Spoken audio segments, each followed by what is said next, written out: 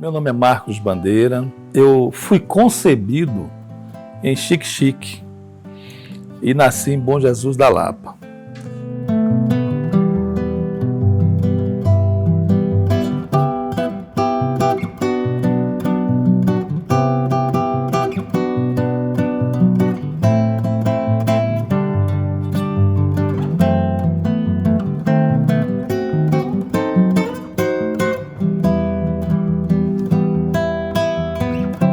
Mas eu me considero filho de Xique-Xique, porque foi lá onde eu vivi a minha infância e parte da minha adolescência, onde fiz grandes amigos. O final dos anos 60 a 70 foi assim uma infância maravilhosa, uma infância riquíssima, né? Então eu fiz grandes amizades que até hoje, né, eu perduro. Eu tenho amigos de 60 anos que a gente basicamente saía andando, aprendendo a andar juntos, né? E me recordo que a gente costumava pegar um umbu no mato, né? Pescar no Velho Chico, né? Pescar mandim e outros peixes. E lá em Xique-Xique tinha uma coisa que me marcou até hoje. Como não tinha rádio e nem televisão, havia um serviço de alto-falante que cobria toda a cidade. E tinha um locutor chamado Mário Velho, que acho que morreu recentemente, e ele dizia: aqui a voz da liberdade, transmitindo diretamente dos nossos estúdios para toda a cidade. E aí botava aquelas canções daquela época de Fernando Mendes, José Augusto, Roberto Carlos. E ali depois a gente ia para casa, tomava um banho, ia para o jardim, e namorar, e encontrar os amigos. Tem um amigo meu que o pai era dono de uma sorveteria, né? E eu gostava muito de sorvete, mas não tinha dinheiro, então ficava conversando com ele. De vez em quando ele ia lá, pegava um sorvetinho, pegava um picolé, e assim foi, né? Então assim, foi uma infância inocente, uma infância com liberdade, né? Aos 13 anos, no dia 12 de dezembro de 74, eu saí de Xique-Xique e vim para Ilhéus. E assim, eu posso dizer até que eu sou uma pessoa privilegiada, porque eu conheço como poucos o luar do sertão e conheço um pouquinho os mistérios do mar, né? Porque com 14 anos eu costumava andar ali nas praias do Pontal. E ali na época não tinha a Praia do Sul, ali tudo era mato, né? O point de Ilhéus era o Pontal, né? Então ali joguei futebol e pegava siri, nadava.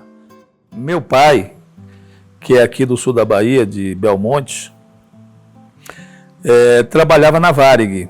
Ele era radiotelegrafista da Varig. Então meu pai chegou a trabalhar com aquele código Morse, né?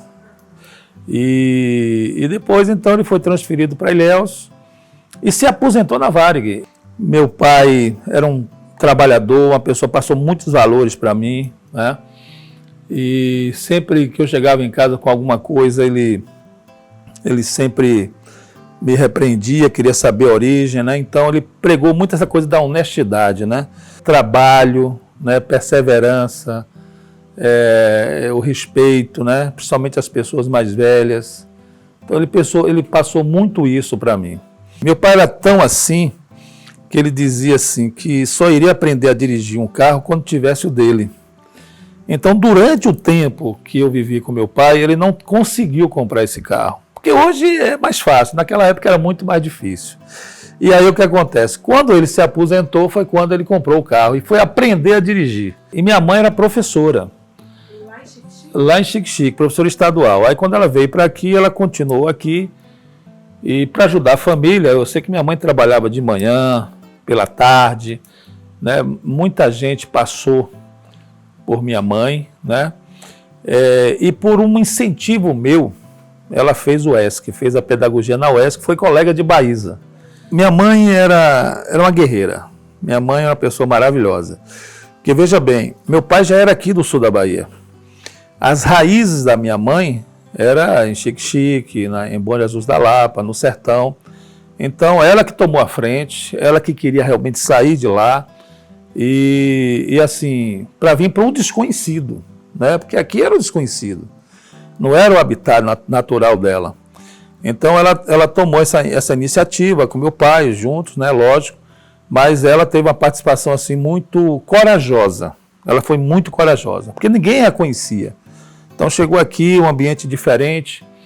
E Ilhéus foi uma coisa assim também que me chamou a atenção, foi as luzes de Ilhéus, né? Uma cidade assim, com muitas luzes, né? Diferentemente da cidade de onde eu vim, que era uma cidade simples. Lá na época, pra você ter uma ideia, a energia ela era desligada acho que meia-noite, 11 horas, né? Então você houve um choque de realidade, né? Ilhéus assim ainda estava experimentando aquela economia pujante, né? Do cacau, a questão econômica, a questão social. Então eu senti muito esse choque da realidade. E aos poucos a gente foi, né, se integrando aqui. E minha mãe me passou também muitos valores, né? O valor procurar sempre a verdade, procurar sempre o caminho da justiça, né? Fazer as coisas corretamente, ser assertivo, né? Então, esse foi um grande legado, né, que eu recebi dos meus pais. Nós éramos 5, né? Eu sou mais velho, depois vem Marcelo, que infelizmente nos deixou em outubro de 99, um acidente gravíssimo, né? E ele morreu juntamente com a minha cunhada, né, Cineide. E deixou um garoto maravilhoso, Marcelo Júnior, que hoje é advogado e trabalha inclusive comigo. Depois de Marcelo vem Maurício. Né? Maurício também muito bem sucedido, empresário lá em Mato Grosso do Sul. Tem algumas empresas aqui em Salvador e no interior de São Paulo. Irmão maravilhoso também, muito comunicativo. Tem uma irmã, Vanessa, é advogada, trabalha na AGU. E tem o caçula, né, que é Márcio Rivelino, tem nome de jogador de futebol, mas nunca jogou bola. Foi o único lá de casa que não jogou futebol. Mas é uma pessoa também maravilhosa, é da Polícia Federal, trabalha na Polícia Federal. Graças a Deus, todos foram bem encaminhados, né? Mas a morte de Marcelo foi muito impactante para a nossa família. Porque até então a gente não tinha experimentado assim grandes perdas, entendeu? Meus avós eram vivos ainda. Eu acho que eu tinha perdido apenas uma avó paterna, né? Minha avó paterna, que a gente não tinha também uma convivência muito grande. Então, esse falecimento de Marcelo, assim, inesperado, né? Abruptamente, um acidente, da minha cunhada também, foi assim algo muito difícil para todos nós.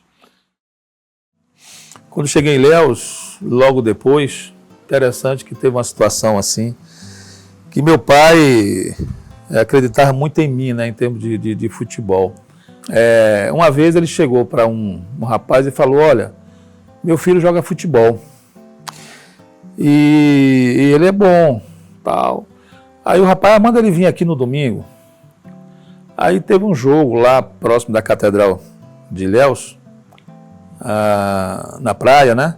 A praia, inclusive, a de Ilhéus, era bem mais próxima ali do continente, né? Por exemplo, ali próximo tinha um restaurante chamado Velhos Marinheiros. E os Velhos Marinheiros, a água do mar batia na parte ali de baixo dos Velhos Marinheiros. A gente ficava olhando a praia embaixo. E aí fui jogar ali. Joguei futebol. Aí meu time ganhou. E eu fiz o gol da vitória. Aí o rapaz gostou de mim e tal, e falou: olha, domingo vai ter um jogo no Mário Pessoa e gostaria que você fosse. Leva o seu quichute. Não era nem chuteira, né? Era quichute. Aí eu fui. Quando chegou lá, eu acho que meu amigo não tinha tanto prestígio assim. eu não consegui nem entrar no estádio. O técnico não me escolheu, não me conhecia. Eu saí dali cabisbaixo. Mas como eu sou um bom sertanejo, né, não desiste nunca das coisas, eu falei, um dia ainda vou jogar bola aqui. Ainda vou ser jogador, vou jogar nesse estádio. E aí, resultado, eu jogando lá nas praias do Pontal, um goleiro já famoso na época, chamado Beto Capeta, me descobriu para o futebol, né? Ele informou lá o pessoal do juvenil, aí resultado, eu fui jogar no Pontal juvenil, de ponta esquerda, e fui campeão por Ilhéus e artilheiro do campeonato, né? E aí, Raquel, surgiu uma situação interessante. Eu já estava aí com 18 anos, e com 18 anos eu fiz o vestibular para Direito. E eu passei, assim, de primeira, né, no vestibular de Direito. E os livros de Direito eram caros. Eram livros caros, né? Washington Monteiro de Barros. Livros difíceis até de encontrar, porque na época nós tínhamos aqui só uma livraria, a Nacional de Ilhéus, e aqui em Itabuna tinha uma pessoa também que vendia. Aí, o Colo-Colo estava querendo me contratar. O presidente, que era Guerrinha, me chamou e tal, falou, garoto, o que é que você quer para assinar pelo Colo-Colo? E o Colo-Colo dava terreno, dava dinheiro, eletrodoméstico, televisão, geladeira e etc e tal, né? E já tinha vários jogadores que tinham pedido esse tipo de recompensa, né? Aí eu cheguei para o presidente e disse, olha, eu quero isso aqui. Eu quero os livros de Direito. Aí ele olhou para mim assim e falou assim, é isso mesmo? Você só quer isso? Eu falei, não, isso para mim é o bastante. Aí um dia, né, eu ainda jovem, magrinho, cabelo comprido, passando ali em frente à sede do Colo-Colo, um dos diretores me viu, me chamou e disse, olha, o presidente deixou isso aqui para você. Aí quando viu aquele acervo de livro de Direito, aí eu cheguei e perguntei, onde é que eu assino aqui? E aí eu assinei pelo Colo-Colo, e teve dos jogadores da época, né, que chegou para mim e falou, rapaz, você é um idiota, você é um tolo. Vai pedir livros? Não sei quem ali ganhou um terreno, outro ganhou não sei o quê, você, Colo-Colo doido por você foi artilheiro, não sei o quê. Aí eu falei, não, rapaz, eu estou satisfeito. É isso que eu queria, eu só queria isso mesmo. Evidentemente que meus pais poderiam comprar esse livro, mas com alguma dificuldade, né? Graças a Deus a gente nunca passou assim necessidade, né? Meu pai tinha aquele orçamento meio limitado, mas graças a Deus não nos faltou absolutamente nada. E aí eu comecei a jogar no Colo-Colo, né? E foi onde eu me revelei como jogador. Mudei a posição, que era de ponta esquerda, passei a ser o 10, né? E também eu fui convocado para a seleção de Ilhéus. E praticamente aí uns 4 ou 5 anos como titular absoluto da posição, né? O meia esquerda, o camisa 10. E nessa condição eu fui campeão baiano por Ilhéus. E tem uma coisa importante, porque nessa competição de 80 eu fui campeão contra Bobô. Bobô era o meia-direita de Senhor do Bonfim e eu era o meia-esquerda de Ilhéus. E Bobô logo depois foi para o Bahia, né, para Catuense, depois Bahia, e foi campeão brasileiro pelo Bahia. E assim, o futebol para mim, Raquel, na minha vida, foi muito importante para a minha formação. Porque eu aprendi muitas lições com o futebol, né? Você saber não só ganhar, saber perder, saber ser persistente, dar a volta por cima, respeitar o adversário, né? Então foram valores importantes na minha formação. Mas chegou um momento que eu tinha aquele romantismo, né, de um dia ser um jogador como o Rivelino, como o Zico, e, enfim. E eu tive oportunidades, né? Eu recebi uma sondagem do Vasco, quando eu joguei contra o Vasco aqui, um amistoso, me saí muito bem, E o Vitória me ofereceu, na época, um contrato de 6 meses e me daria uma ajuda de custo. Eu ficaria numa pensão na Pituba. Só que na época, eu estava noivo de Rosana. E aí eu pensei, rapaz, se eu for para Salvador, eu vou ser jogador, vou perder a mulher. Então não vou não. Eu resolvi então abortar a viagem para Salvador. Porque na vida da gente a gente encontra anjos. Dizem que não existe, mas existe. Então encontrei assim uns 2 anjos. Um dia, depois eu já estava no Banco do Brasil no quadro administrativo, porque eu fiz o concurso interno depois e me tornei escriturário. Aí um dia eu estava trabalhando no cadastro, eu trabalhava no cadastro e tal, e de repente um advogado chegou para mim e falou: ô Bandeira, o concurso de magistrado foi prorrogado, por que você não faz? E eu tinha comigo um sonho, eu queria ser juiz. E tudo na vida começa com sonho, né? Na vida você tem que ter um propósito, tem que ter um sentido na sua vida. E eu queria ser juiz. E aí quando esse colega meu, Vanderlei, chegou e falou para mim, eu na hora disse, não é o momento. Quando chegar eu vou fazer e vou passar. Aí quando ele saiu eu disse, por que não? Por que não agora? Com 2 dias eu já estava em Salvador com toda a documentação e fazendo a inscrição. Tinha um outro, que era um subgerente do banco, que ele me estimulava. Né? Quando eu era contínuo, ele pegava o contra-cheque dele e o meu, falava, olha, você pode ganhar isso aqui, a gente sabe que você pode, só precisa fazer isso. Aí, quando eu fiz a inscrição no concurso, eu cheguei para o subgerente Haroldo e disse, olha, Haroldo, eu fiz o concurso, né? Ele que sempre me estimulava a estudar para ir para o quadro administrativo. Aí, quando eu disse que eu fiz o concurso, que eu fiz a inscrição para o concurso, ele chegou para mim e falou assim, o que é que você está fazendo aqui no banco? Eu falei, não, eu tenho que ficar, porque... E suas férias? Não, minhas férias vão ser no final do ano ainda. Eu falei assim, estou na gerência, faça o requerimento que eu vou deferir. E vá para casa. Fecha o escritório e vá para casa. Aí pronto, não deu outra. Eu fiz isso e em casa, fechei o escritório, deixei uma pessoa lá e Rosana, quando chegava alguém lá já despachava. Eu estudava de manhã, de tarde e de noite. Só tinha um dia que eu tinha uma válvula de escape, que era terça-feira à tarde, à noite, né, que eu ia para beber e jogar futebol, que eu nunca deixei de jogar futebol.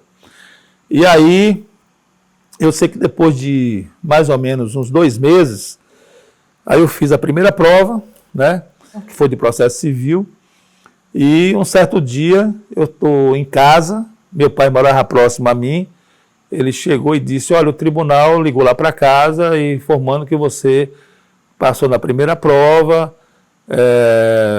nota tal, acho que foi 7,8, alguma coisa assim, e que daqui a 15 dias vai ter a segunda prova. Aí quando meu pai me deu essa notícia, eu estava indo jogar bola na ABB do Banco do Brasil. Eu era funcionário do Banco do Brasil, né? Quando eu cheguei lá, a primeira pessoa que eu encontrei foi Haroldo. Mas eu fiquei tão feliz com a notícia que eu tinha passado na primeira prova, que eu cheguei para Haroldo e disse a ele que eu havia passado no concurso de juiz. Aí ele mandou descer tudo, eu tomei todas, no dia seguinte acordei, meu Deus, eu falei para Haroldo que eu tinha passado no concurso, eu só passei na primeira prova escrita, tinha 2 provas escritas e tinha ainda a oral. Aí ia ter que passar. Aí não tem jeito, aí pronto, aí eu falei, agora é questão de honra, né? Questão de honra. Aí, resultado. Aí fomos ver a segunda prova. Interessante que quando eu entrei para fazer a primeira prova, eu não conhecia bem a faculdade lá em Salvador, entrei pela porta do fundo. Aí meu tio foi me levar na primeira e na segunda, né? Na segunda ele encontrou a entrada correta, na frente, né? Aí quando ele chegou na frente, eu falei, não, a gente vai entrar lá por trás. Tá dando certo até agora, vamos para lá. Aí eu entrei pelos fundos, aí eu passei. E veio a prova oral. Foi um ano de concurso, que é muito difícil. Foram mais de 1.000 candidatos e passou menos de 10%. Entendeu? Então, assim, foi muito concorrido e difícil. Aí, quando chegou na última prova, que era oral, e não é como hoje, né? Hoje você tem um ponto, você tem 24 horas para estudar. Lá você sorteava na hora e o ponto ali você tinha que saber naquele momento ali.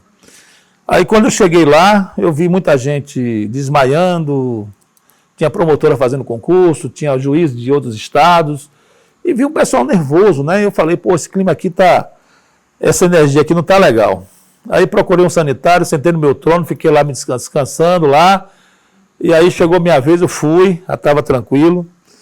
E aí fiz a prova oral e deu tudo certo, né? Passei e voltei às minhas origens. Eu fui ser juiz no sertão, Urandi, né? Minha primeira comarca. Até hoje eu tenho vínculos com o pessoal de lá, eu vou lá, recebo alguns amigos de lá. E quando eu saí eu fiz uma crônica, né? Doce Urandi, né? E aí eu falo da gente maravilhosa do sertão, né? Um pessoal muito solidário, muito faz muitas amizades e são muito prestativos, entendeu? Então foi minha primeira comarca. Legal. Depois eu fui promovido para Camaquã, né? A comarca onde eu fiquei durante 7 anos. E foi exatamente em Camaquã que eu, vamos dizer assim, desisti da carreira. Porque você sabe que a carreira de juiz, ela pode chegar a desembargador, pode chegar a ministro, né? Mas quando chegou em Camaquã, que não é, se eu tivesse realmente interesse em fazer uma carreira, eu não poderia ficar lá mais do que 2 anos. Fiquei 7. Porque eu não sou homem da capital. Eu sou homem do interior. Eu gosto do interior, sabe? De Camaquã, eu fui promovido para Itabuna, né? Interessante que a minha pedida inicial era Ilhéus, mas na época Ilhéus já tinha uma candidata muito forte, o tribunal na época não tinha a autonomia que tem hoje, né? E aí eu fui obrigado a optar por Itabuna, né? Mas aquela coisa, você pede e às vezes Deus tem coisas melhores para você. Então Itabuna para mim foi assim uma maravilha. Graças a Deus foi o lugar onde eu pude exercer com toda a maturidade, com toda a tranquilidade o meu ofício de juiz, né?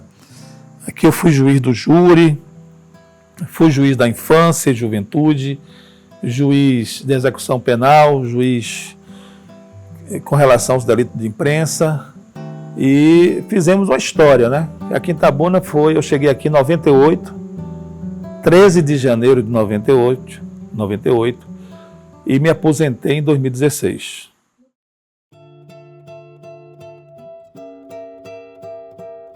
Eu sempre gostei de ler, né? Havia um ditado que dizia assim, olha, quem lê mais sabe mais. A gente ouvia muito esse bordão nos rádios. Eu estava lendo um livro de Marcel Proust, que é Em Busca do Passado Perdido, alguma coisa assim. Muito interessante, né? Não li todo ainda. Então, assim, a literatura sempre me atraiu, né? Me atraiu. E tem uma coisa interessante, hoje o nosso confrade Sérgio Habib, ele faz isso de forma espetacular, essa conjunção ou essa conexão da literatura com o direito, né? Você vê que ele fez aquele livro do Jorge Amado, né? Penalista, Jorge Amado, alguma coisa assim. Há pouco tempo ele publicou outro livro também nessa mesma linha de misturar a literatura com o direito. Eu acho a literatura uma coisa fantástica, né? Gabriel, eu li não somente 100 anos de solidão, eu li, mas a notícia de um sequestro dele também. Da obra de Garcia Marques. Eu li também, foi bom falar. Eu tenho também alguns poetas aqui da região que eu gosto muito, né? Eduardo Galeano, né? Ele tem aquela poesia do Horizonte que eu acho lindo. Você tem aqui aquele argentino, o Pablo Neruda, tem alguns livros dele, até em espanhol, que eu gosto também. E a literatura, eu acho assim, que a pessoa que não precisa ser versada em letras, né? mas a pessoa que gosta de literatura dificilmente entra em depressão. Ferreira Goulart, ele disse que a arte só existe porque a vida não basta. Então, assim, a vida é dura, a vida é correria, essa coisa, né? Então, às vezes, é necessário você sair um pouco daqui, né? Voar nas asas da ficção, né? Então, a gente aqui, poxa, você tem aí Ciro de Matos, né? Que é uma grande referência aqui do sul da Bahia, né? Que é o nosso grande timoneiro, né? E tem os seus romances, Menino Grapiúna, aquele Berro de Fogo, as poesias, Rui Povas, que eu gosto muito do texto de Rui Povas, né? A Fala do Santo e por aí vai. Então, assim, tudo isso preenche você, tudo isso vai preenchendo esse vazio, às vezes, que você tem, né? E eu sempre gostei também de escrever, né? Então, mas a minha escrita tem muito a ver com a prosa, né? A realidade. Então é isso, eu acho que a literatura é algo assim que fantástico, né? Que lhe dá assim mais ânimo para a vida, né? Para você sorrir, para você ser feliz, né? Vamos nós.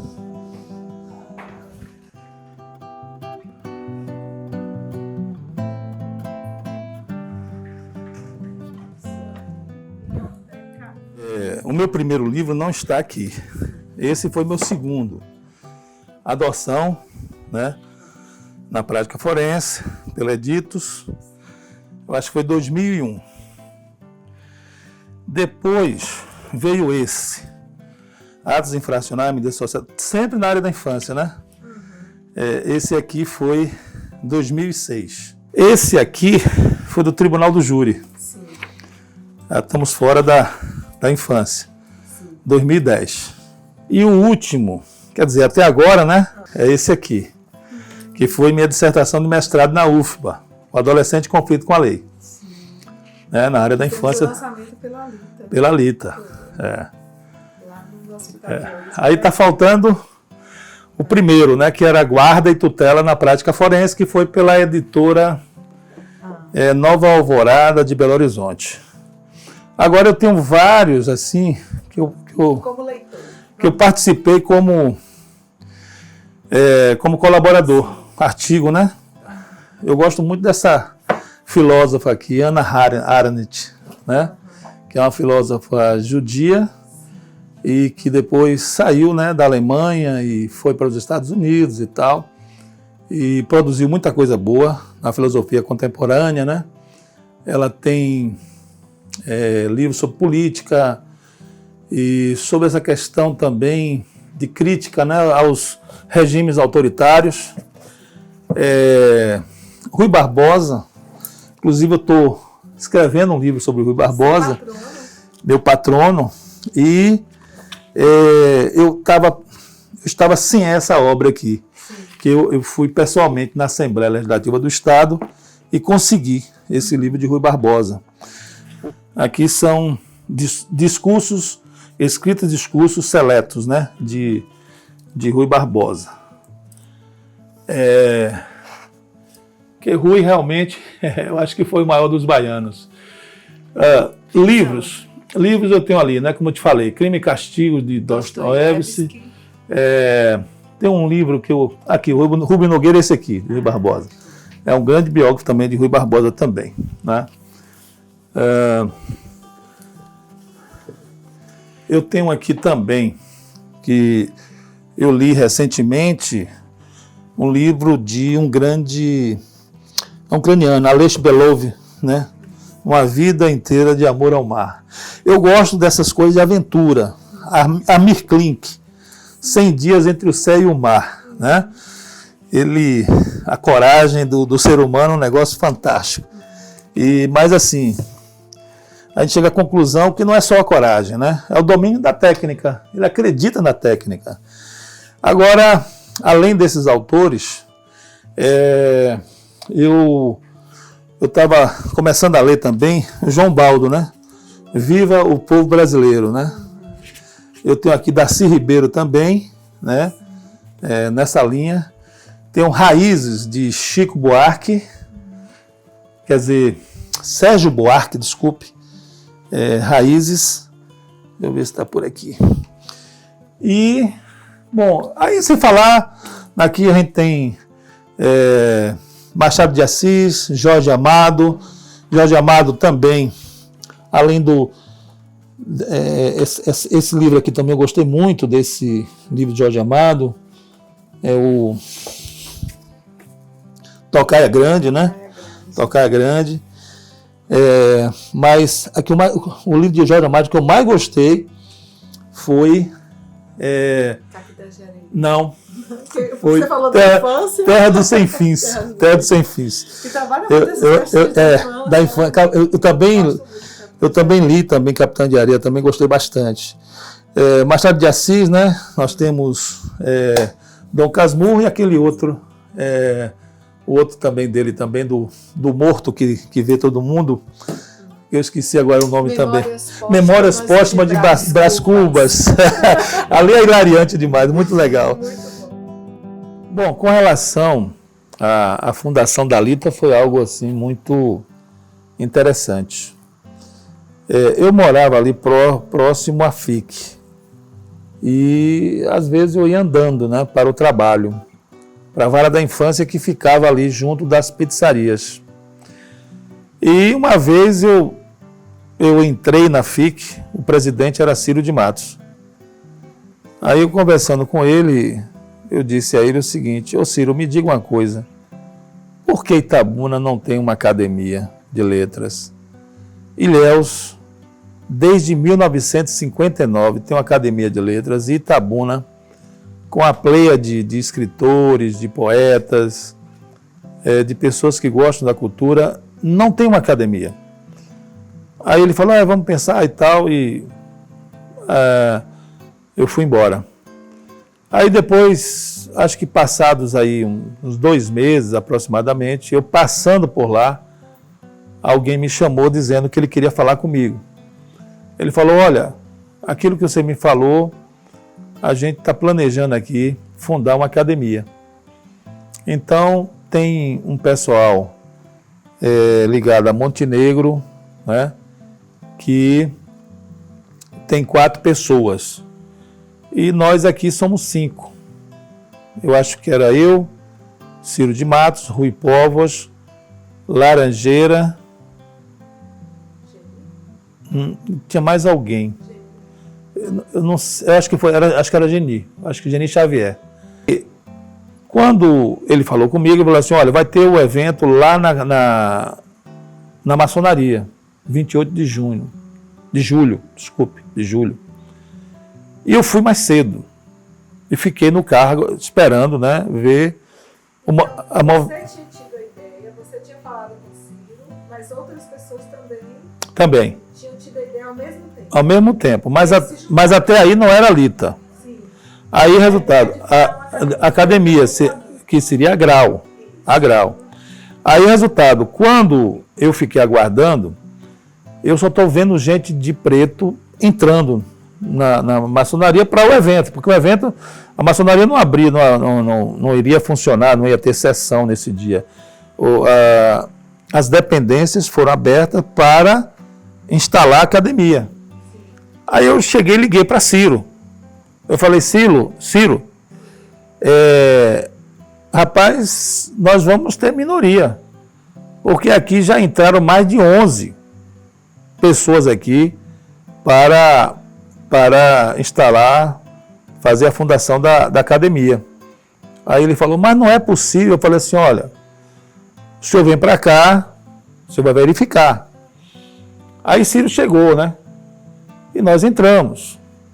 E o pessoal do outro grupo formou a mesa e tal, e ali instalou a Academia Grau. Eu era membro da Academia Grau. Ciro também, Rui, Laranjeira. Aí, de repente, no meio da instalação, Ciro, todo mundo sabe do temperamento dele, levantou e disse, olha, essa não é a academia que eu estava planejando. vocês vão me desculpar, agradeço e tal, mas eu vou me retirar. E Ciro se retirou. E nós continuamos, mas sabe, eu fiquei com aquela cara de paisagem, assim, sem saber o que fazer, perplexo. Olhava para a rua, olhava para outra e tal. E fomos deixando a coisa, né? Cheguei a tirar foto, fiz parte, assinei o termo lá, de fundação e tal. E aí fui embora, né? Eu não consegui dormir direito. Logo depois eu fui para Porto Seguro, passar um final de semana lá. Eu estava no hotel e eu pensando assim em Ciro de Matos. Eu falei, rapaz, não é possível. Eu não posso continuar nessa academia. Não era isso, a ideia não era essa. Eu não quero estar na academia por estar. E o grande, vamos dizer assim, a pessoa que me convidou foi Ciro de Matos. Então, se Ciro não vai participar, não tem sentido eu continuar, né? Olha, eu fiquei tão assim, afetado com isso, que me deu vontade de sair de Porto Seguro de madrugada para vir para aqui. Aí quando eu cheguei no domingo, né? Aí na segunda-feira de manhã eu já fui encontrar com o Ciro. Aí quando eu cheguei com ele, eu falei, Ciro, eu sei que o seu sonho é ter a sua academia na sua terra, né? Você já tem várias comendas, você faz parte da Academia Baiana de Letras, faz parte da Academia de Ilhéus. Ele falou, mas você quer ter a sua academia aqui, né? Eu assim, me diga uma coisa, há algum impedimento para ter mais de uma academia? Ele falou, não. Outra coisa, Ciro, a Grau não tem o nome de Itabuna. A gente tem que fazer uma academia que tenha o nome de Itabuna, como Ilhéus tem o nome de Ilhéus. Aí a gente começou. Eu não sei se tinha mais alguém na sala. Pode... Não, a Grau já não sei. Mas a Lita nós participamos. Aí começamos a desenhar, não sei o que, aí depois a Lita, Academia de Letras de Itabuna, a Lita. Aí pronto, aí pegou. A Lita pegou, Ciro já tinha convidado algumas pessoas, eu fui convidar outras pessoas. Depois de tudo isso, nos reunimos novamente, fizemos o regimento interno, fizemos o estatuto, né? E no dia 19 de abril de 2011, dia do índio, nasceu a Lita. É interessante que nós queríamos que Ciro fosse o presidente, né? Até pelo que ele representa, né? Evidentemente, na literatura. Mas ele me disse, olha, eu sou uma pessoa temperamental, eu não tenho perfil para ser presidente. E aí me escolheram como presidente, né? Primeiro presidente da Lita, né? E foi assim uma missão assim muito muito difícil, né? Porque você tinha que, vamos dizer assim, não deixar aquilo morrer. Ele tinha que acontecer e que depois outras mãos pudessem impulsionar, né? Para a academia chegar até onde chegou hoje, né? Que é uma academia hoje muito respeitada pela sua produção, pela qualidade, né, dos acadêmicos, né? Então eu me sinto muito, muito honrado, né, em participar dessa história da Lita, né? Então a Lita está aí e eu sempre disse, desde o meu primeiro discurso como presidente, que a Lita nasceu com a vocação da eternidade.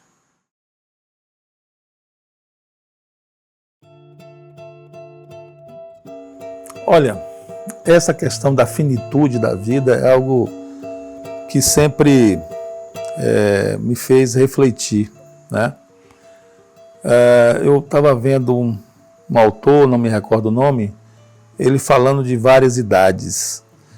Então ele fala ali dos 40 até os 55, dos 55 a 85 e aí vai. Então eu estou aí entre 55 e 85, diz que é a idade onde você se reinventa, né? É lógico que a expectativa de vida, né, de um modo geral, aumentou consideravelmente. Até 30, 40 anos atrás, a gente tinha uma expectativa de vida de 60 anos, 50 e poucos anos. Hoje, dependendo da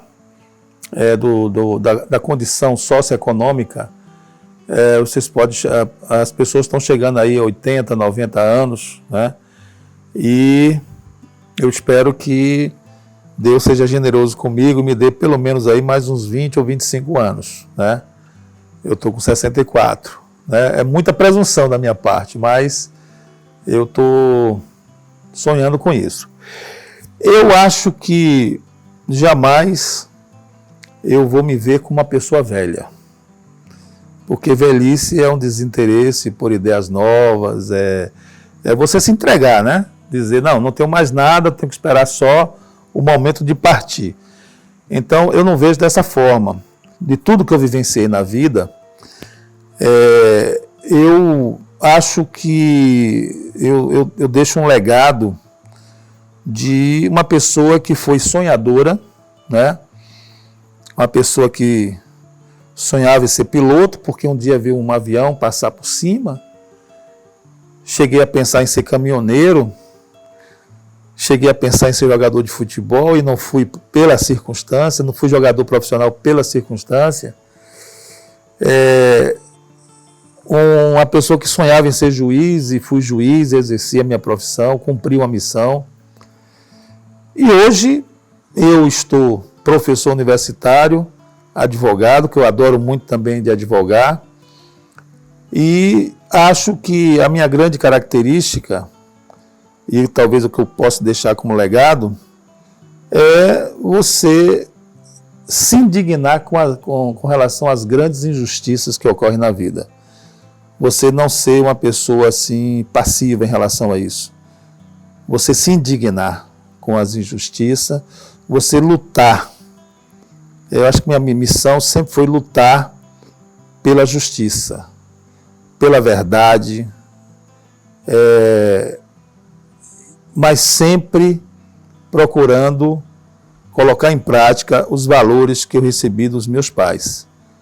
O respeito, a honestidade, a perseverança, a resiliência, né, para enfrentar os desafios da vida. Então, eu acho que esse garoto lá de Xique-Xique, que saiu de lá com 13 anos, sonhador, pretende deixar esse legado para as futuras gerações. De alguém que ousou, né? Eu sempre fui, digamos assim, uma pessoa, ousada. Nunca me conformei com a realidade que está aí. Então, na vida, eu acho que o importante é que cada um tem um propósito. Tem um propósito de vida, entendendo que a vida é cíclica e que as pessoas mudam, né? Aquilo que você pensava, Raquel, há 30 anos atrás, hoje você já pode pensar de forma diferente. A maturação, né? Porque a vida é assim, ela não é parada, né? Você está aqui hoje e amanhã você já está diante de uma nova realidade, você já muda o seu posicionamento, né? Pela dinamicidade da própria vida. E eu acho que o cidadão tem que ter um pouquinho de ousadia, de coragem, né? E ousadia para enfrentar os desafios da vida.